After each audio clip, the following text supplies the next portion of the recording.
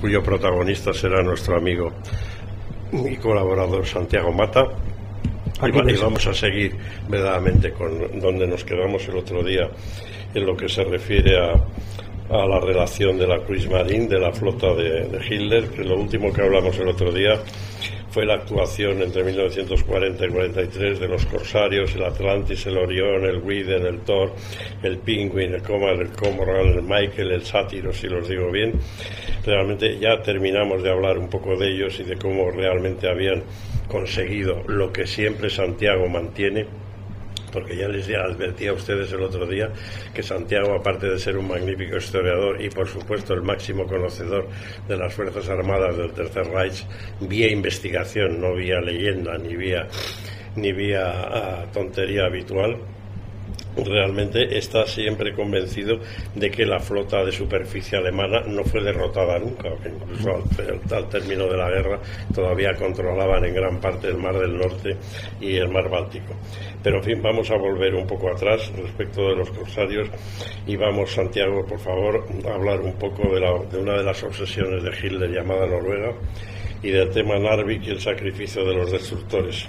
Sí, en bueno, 1940. Noruega efectivamente es una obsesión que viene de la Primera Guerra Mundial, de esa necesidad de salir al Atlántico que la Kriegsmarine sentía y efectivamente, pues desde el principio la propia Armada fue la que presionó a Hitler para organizar la ocupación de Noruega. Y más que nada también por garantizar el acceso a Suecia, curiosamente, al hierro sueco y eso, pero vamos, también por tener puertos al Atlántico que no tuvieran que pasar por el Skagerrak, ¿no? Y bueno, entonces sí, la ocupación de Noruega fue una operación bastante desastrosa, bastante exitosa porque triunfó en toda regla, pero digamos bastante exitosa para el ejército de tierra, pero desastrosa para la marina, y sobre todo a la marina, porque tuvo que emplear todas sus unidades en unas condiciones muy muy desfavorables, porque unos fiordos muy estrechos donde cualquiera te podía, que es lo que le pasó al Blücher, el crucero pesado Blücher, gemelo del Prinz Eugen y del Hipper, pues fue hundido en Oslo precisamente porque por seguir las instrucciones, por así decirlo. Se le habían retrasado los barcos que debían entrar delante del crucero y el comandante de la flota, del comando que debía tomar Oslo, no quiso adelantarse a la hora prevista, entonces no quiso acelerar y entró dando apenas 7 nudos y o sea, muy despacito, ¿no? Y con el buque principal, con el Blücher por delante, ¿no?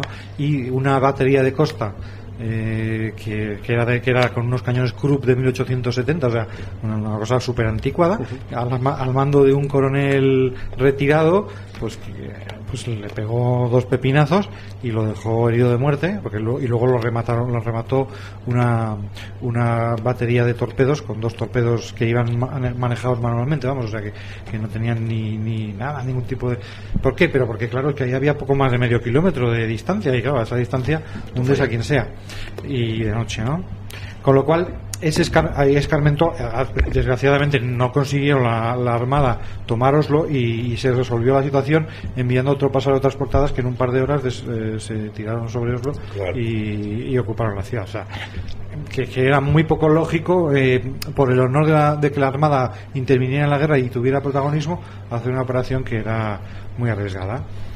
Y claro, ¿Quiénes fueron los encargados del transporte de los elementos del ejército de tierra de montaña? Pues buques de la Armada. Buques de la Armada iban en los propios cruceros pesados, el Blücher, el Prinz Eugen, el Hipper, iban hasta los topes de soldados, o sea, y luego también barcos mercantes confiscados o de la Armada, pero vamos, que todos los buques ahí participaron como transportes de tropas, en fin. Entonces, en Narvik, por ejemplo, pues también pasó. Narvik está en el norte, y ahí pues los submarinos no pudieron intervenir. Bueno, intervinieron, pero no tuvieron ningún éxito, fallaban los torpedos, pues eran unas aguas muy poco profundas y muy claras, con lo cual eran muy fáciles de detectar, en fin, una situación muy desfavorable. Y en Narvik se perdieron 10 destructores, pues por eso, porque era una ratonera y quedaron ahí encerrados. Hubo una posibilidad de salir, pero no llegaron a salir, en fin. Y Narvik al final fue una operación. Y esos 10 destructores que se perdieron los hundieron los británicos. Claro, sí. Hombre, fue en un combate, pues vamos, no es que fuera un desastre, porque también ellos les dieron a los británicos, pero vamos, que era una situación muy desfavorable. Yo lo que tenía Es más, por ejemplo, el Warspeed, el acorazado Warspeed, los ingleses también cometieron errores tremendos, como el de meter hasta Narvik el Warspeed, con solamente un avión de reconocimiento que detectó algún submarino, pero hubo un submarino, varios submarinos que tuvieron al Warspeed a tiro, que llegaron a disparar torpedos, que no explotaron o que no pudieron disparar por la alta, pero vamos, el Warspeed hubieran podido hundir los submarinos muy fácilmente. O sea que ahí muchos cometieron errores todos. Pero al final lo que pasa es que el éxito de la Armada Británica no se tradujo en el éxito de impedir la ocupación. No, pero por los pelos. Narvik estaba a punto de perderse, ya le habían dado la autorización de rendirse al jefe de las tropas, de intentar huir a Suecia, y fue por la invasión de Francia, por el comienzo a partir del 10 de mayo de la operación Gel, ¿no? de la conquista de Bélgica, Holanda y Francia, cuando los ingleses dijeron, pues ya abandonaron en junio, a principios de junio, abandonaron Noruega, pero abandonaron ellos cuando estaban a punto de conquistar Narvik. Sí. O sea que hubiera sido un desastre en toda regla, si no fuera por eso. Al final yo tenía entendido. También otro episodio de Noruega fue el hundimiento del Glorious, del portaaviones Glorious, que fue es una anécdota entre comillas, porque el Glorious estaba precisamente evacuando Noruega, pero en solitario. Había hecho una curiosa operación, que fue también la primera vez que se hizo en la guerra, que fue el apontaje, o sea, el aterrizaje en el portaaviones de aviones que eran de una escuadrilla de tierra, sí. O sea, Spitfires o Hurricanes de una escuadrilla que estaba en Noruega, y para no perderla apuntaron en el portaaviones. Pero vamos, el portaaviones no se alarmó ante la presencia de los alemanes, tampoco iban mal acompañados, solo por los destructores, y lo hundieron el Scharnhorst y el Gneisenau en una distancia que fue el récord del cañón, el hundimiento a mayor distancia hecho por un acorazado en la Segunda Guerra Mundial, que fueron 24 kilómetros, o sea, le pegaron un pepinazo desde 24 kilómetros, ¿no? Y bien. Qué bien, qué buena noticia. Buena puntería. Bueno, 1500 y pico muertos. Por cierto, lo del Glorious, del aterrizaje de aviones con base en tierra, es lo que repite, o lo que repetirá en febrero del 42 el teniente coronel Doolittle en el bombardeo sobre Tokio. Pero al revés, porque él lo que hizo fue despegarlos sí, pero nada menos que B-25 lo que despegó bueno, entonces lo de Noruega al final, la mayor trascendencia que tiene, evidentemente, es que consiguieron esa base para la armada, pero al final fue un peso, vamos, enseguida se vio superado por la conquista de Francia, es decir, la costa noruega, con todo lo bueno que fuera, ni comparación con la francesa. Pero sin embargo, la costa francesa no tuvo la utilidad de la noruega por la cercanía de Inglaterra. Es decir, sí, pero además conservaron, como bien decías antes, el tema del hierro sueco. Sí, claro, por supuesto que sí. Pero el efecto negativo que tuvo Noruega en la armada fue desanimar a la armada a desembarcar en Inglaterra. Es decir, escarmentados por lo mal que les había ido en Noruega, ya no quisieron desembarcar en Inglaterra, que hubiera sido estratégicamente mucho más importante que Noruega, claro. Que por cierto siempre hablamos por la supervivencia de Inglaterra en la Segunda Guerra Mundial y la temprana rendición de Francia, y siempre hablamos, en particular yo, realmente, y todos los que siguen como yo, en la campaña aeroterrestre alemana magnífica sobre Francia, etcétera, etcétera. Pero ¿qué pasó en el enfrentamiento naval de Alemania con Francia? Bueno, pues durante esa campaña de mayo hasta junio del 40, ahí la flota francesa no se movió. La flota francesa no tuvo actividad notable. O sea, ni desde las costas intentó defender o de alguna manera proteger a las fuerzas anglo-francesas en tierra tan cercanas a la mar. No, porque nunca no hubo realmente enfrentamientos en la costa, salvo el caso de Dunkerque, que ahora está de actualidad. Se está poniendo moda. Pero es que el caso de Dunkerque es muy importante porque no solamente fue el final de una retirada, sino que había sido el punto de unión del cuerpo expedicionario británico de Lord Gore, verdaderamente, y del 9º ejército francés del general Hustinger, verdaderamente un punto crucial, verdaderamente, en el extremo oeste de la línea Maginot, y ya sin línea Maginot, y tanto barco francés podían haber protegido eso.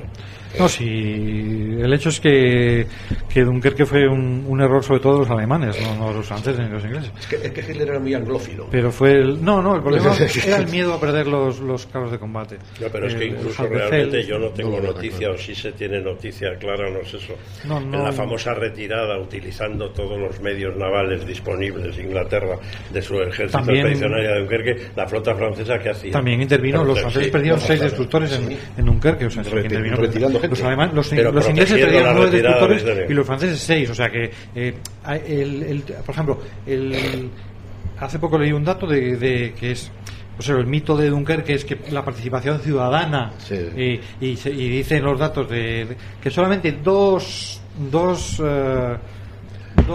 propietarios de embarcaciones pudieron ser avisados de que se les requisaba la embarcación para utilizarlas en Dunkerque. O sea que no fue que la gente se lanzó a los puertos no. En todo caso, el ejército requisó barcos y se los llevó, pero los barcos pequeños no fueron decisivos. Eso es para justificar la película de la señora Miniver. Por eso digo, cada vez que hace protagonista pues a un particular, no. Eso ni siquiera dio tiempo a avisar a la gente que les requisaban los buques.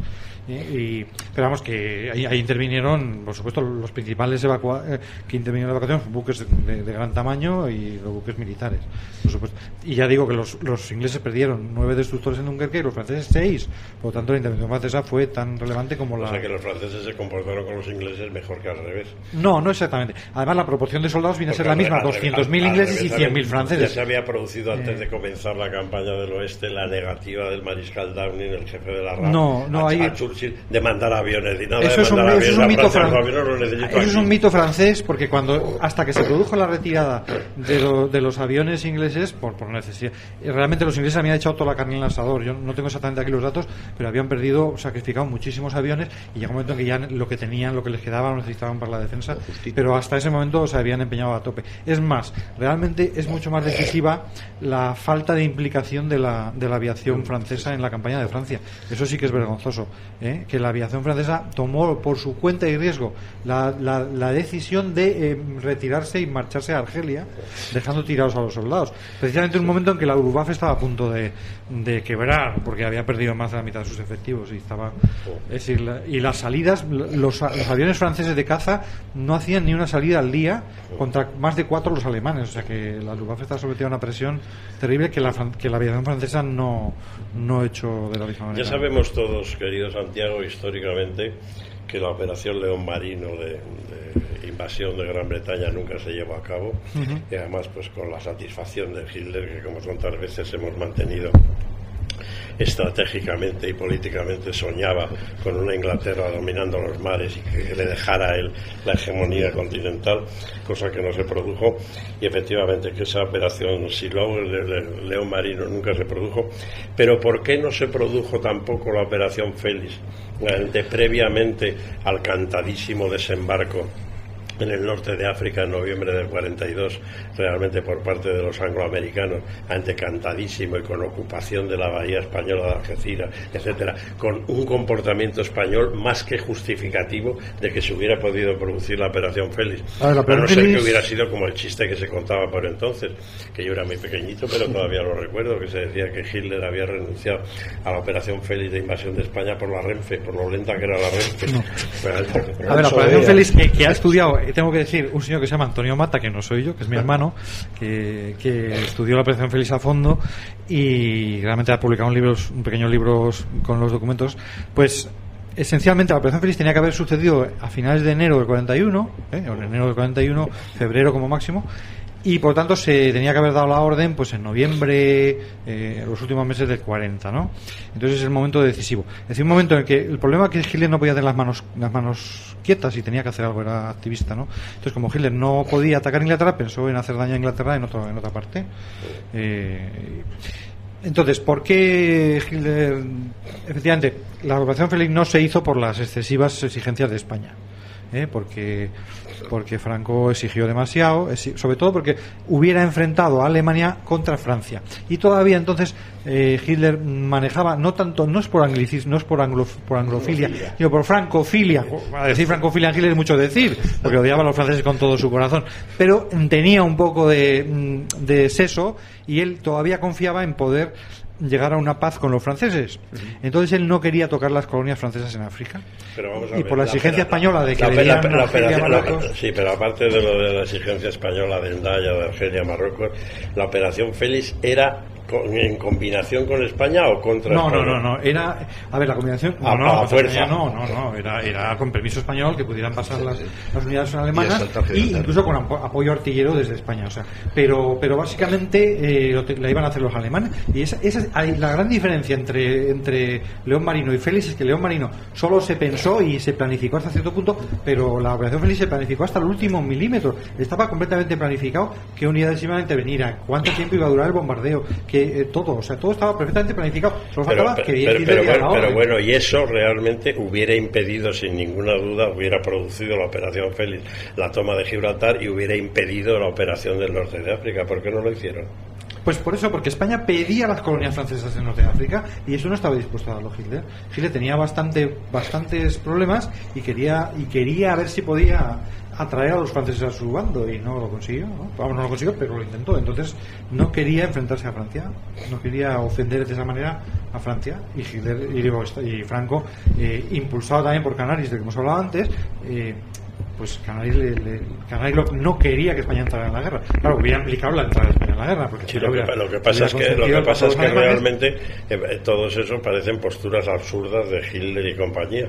Bueno, gracias a Dios que realmente, mientras los americanos sí consiguieron, gruñendo, la colaboración de los generales franceses para la operación de... Sí, pero estamos hablando de noviembre del 42, y Hitler no consiguió nunca el apoyo de los generales franceses en la puñetera vida. No lo consiguió, pero estuvo intentándolo. O sea, quiere decir que eso, a diferencia de Churchill, que no tuvo problema en enseguida atacar a los franceses sin contemplaciones, solamente por el peligro de que se pasaran a la... Pues Hitler, a pesar de la evidencia de que había franceses que se habían pasado al bando tal, pues él siguió respetando los términos del armisticio y no quiso prometerle a Franco, no digamos dar, pero ni prometerle ninguna expansión territorial a la costa de Francia. Pues hubiera sido maravilloso un comportamiento francés a la italiana, de haber combatido con los dos bandos. De hecho, los únicos que llegaron a intervenir en Gibraltar fueron los italianos. Fueron los italianos. El Volterra y todo aquello. Es más, ojo, los franceses bombardearon Gibraltar al día siguiente de Messerschmitt. Mandaron bombarderos y bombardearon Gibraltar. O sea que Francia e Italia se atrevieron a hacer contra los ingleses lo que Alemania no se atrevió. Lo que pasa es que lo que los italianos se atrevieron a hacer fue una acción, yo diría, deportiva, de un grupo de hombres rana de la 10ª flotilla más aquella, que se metieron con los cerdos, con los mayales allí en el barco aquel que estaba medio caído, y desde allí entraban. Y sin embargo, la flota de superficie italiana, que podía denominarse también, podía llamar fortísima, no cumplió ningún papel efectivo en el Mediterráneo. No. Bueno, hombre, era una amenaza. Sí, una amenaza, pero amenazaban, pero nada más. Pearl Harbor se inspira en el ataque a Taranto, a la flota italiana de Taranto. Sí, efectivamente. Y de ahí es cuando los japoneses dijeron, pues mira, sí se puede torpedar una flota en aguas poco profundas. Efectivamente. Y por eso, a partir de ahí, modificaron sus torpedos para hacer Pearl Harbor. Fueron los ingleses los primeros que atacaron una flota. Bueno, no vamos a tener más remedio que dejar mis queridos submarinos para el programa siguiente, y vamos a hablar, Santiago, vamos a terminar con qué significó verdaderamente si hubo enfrentamiento naval con Estados Unidos por parte de la flota alemana y la llamada Operación Berlín. La flota alemana siempre tuvo prohibido atacar a Estados Unidos antes de que entrara en la guerra oficialmente, a pesar de que Dönitz insistía en que los submarinos atacaran a los escoltas de los convoyes, que siendo un país neutral, Estados Unidos no solamente invadió Islandia, relevó a los ingleses en la invasión, en las tropas de ocupación de Islandia, siendo un país neutral, sino que también escoltaba a los convoyes hasta la mitad del camino, ¿no? Entonces hubo algunos incidentes, incluso el US Raven fue el primer destructor norteamericano hundido en la guerra fue hundido por los alemanes, pero por error, pues fue un submarino al que le habían atacado, hizo inmersión y el tío respondió a los que le atacaban sin saber qué nacionalidad tenían. Pues ahí murieron 100 y pico marinos americanos, pero claro, no llegó a escalar el conflicto. En fin, hubo algunos incidentes de este tipo, pero que eran provocados por los Estados Unidos o por el hecho de... Y efectivamente barcos también, claro, lógicamente, de mercantes atacados por los cruceros o por los buques de superficie. ¿La Unión Soviética significó algo en el mar durante la Segunda Guerra Mundial? En el mar se limitó a fastidiar en el Báltico, pero no llegó a salir del Báltico. Nunca salió del Báltico la flota. ¿Y en la protección final de la llegada de los convoyes de suministro y abastecimiento americanos, angloamericanos? Ahí tampoco. ¿Los rusos? Sí. No, los rusos no participaron para nada en ningún... A los convoyes del Ártico iban escoltados por ingleses y americanos, no por rusos. O sea, no hubo... Incluso hubo la operación Wunderland del almiral Scheer, un crucero alemán que se recorrió todo el mar Blanco hasta lejísimos, y lo único que hundió fue un rompehielos soviético y nada, ¿no? O sea, fue muy poco. ¿Y la operación Berlín? Pues fue la salida de los acorazados previa al Bismarck, ¿no? En marzo del 40, pero que bueno, fue exitosa en cuanto a la lucha contra los cruceros. Ahí se destacó Lütjens, de ahí que luego le dieran el mando del Bismarck, de la operación de Bismarck, de Rheinübung. Pero esta operación resultó dañado el Scharnhorst, y lo que hizo fue que no pudieran acompañar luego al Bismarck el Scharnhorst y el Gneisenau. El Scharnhorst y el Gneisenau otra vez. Sí, eso es lo que se quería, que fueran con el Bismarck para que fuera toda la flota. ¿El Deutschland dónde estaba? El Deutschland, que se reconvirtió en Lützow, tuvo varias operaciones, pero ninguna relevante, ¿no? Muy interesante también las operaciones que hicieron unidades ligeras alemanas en el Mar Negro. Sí, incluso los submarinos fueron trasladados al Mar Negro por tierra. Y la huida de algunos de los mandos de los destructores, de los dragaminas y minadores alemanes, que todavía tuvieron para remontar el Danubio hasta donde pudieron y luego se entró en Alemania. Bueno, una historia de aventura realmente. Sí, en el Mar Negro hubo también, pero hubo poco combate de superficie. Muy bien, pues nada, la semana que viene seguiremos abusando de la amistad y conocimiento de Santiago Mata hasta llegar, me parece, saber que el final de los submarinos fue la operación Arcoíris, ¿no? La operación... El final, la última de los submarinos. El autohundimiento de los submarinos se llamó operación Regenbogen, sí. Ya, pues hasta entonces, si ustedes nos disculpan...